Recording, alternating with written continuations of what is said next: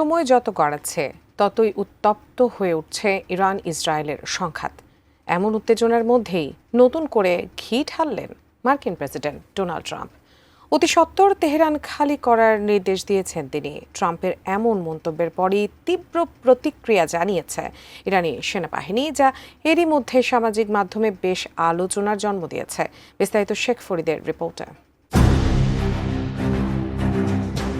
Iran Israel সংঘাত শুধু drone, ক্ষেপণাস্ত্র ও বিমান হামলার মধ্যে সীমাবদ্ধ নয়, সেই সঙ্গে রয়েছে দুই দেশ ও তার মিত্রদের মধ্যে বাকযুদ্ধ।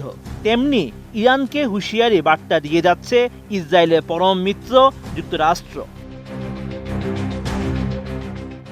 ইরানের রাজধানী তেহরানের বাসিন্দাদের হুঁশিয়ারি বার্তা দিয়েছেন মার্কিন প্রেসিডেন্ট ডোনাল্ড ট্রাম্প। নিজের সামাজিক মাধ্যম ট্রুথ সোশ্যালে তিনি লিখেন, ইরানকে যে চুক্তি স্বাক্ষর করতে বলেছিলাম তাতে স্বাক্ষর করা উচিত ছিল। কি লজ্জাজনক এবং মানব জীবনের অপচয়। সহজভাবে বলতে গেলে ইরানের পারমাণবিক অস্ত্র থাকতে পারে না। আমি বারবার বলেছি, সবাই জরুরি ভিত্তিতে তেহরান খালি করে দিন।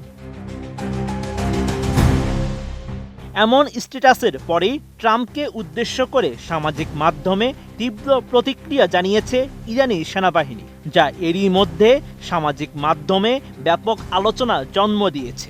বক্তব্যে স্পষ্ট ভাষায় বলা হয়েছে, মিস্টার ডোনাল্ড ট্রাম্প, আপনি যদি না জানেন আমরা কারা, তাহলে কারবালার ইতিহাস পড়ে দেখুন।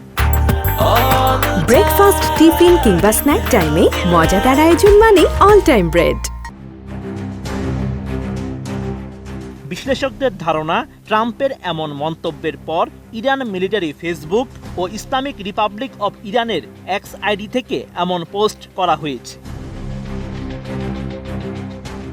এদিকে তেহরান বাসিন্দাদের উদ্দেশ্যে ট্রাম্পের হুঁশিয়ারির পরই পাল্টা হুঁশিয়ারি দিয়েছে ইরানের চৌকস ইসলামিক বিপ্লবী গার্ড। এবার ইসরায়েলিদের শহর থেকে সরে যাওয়ার নির্দেশ দিয়েছে তারা।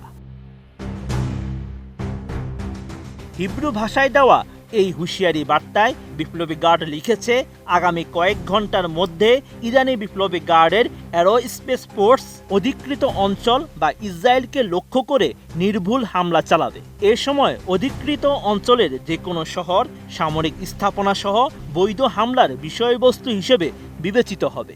আপনাদের এই মুহূর্তে বাধ্যতামূলকভাবে এসব শহর ছাড়তে হবে। এরপরই ইরান তাদের নবম আক্রমণ শুরু করে। Sheikh Farid, ATN news.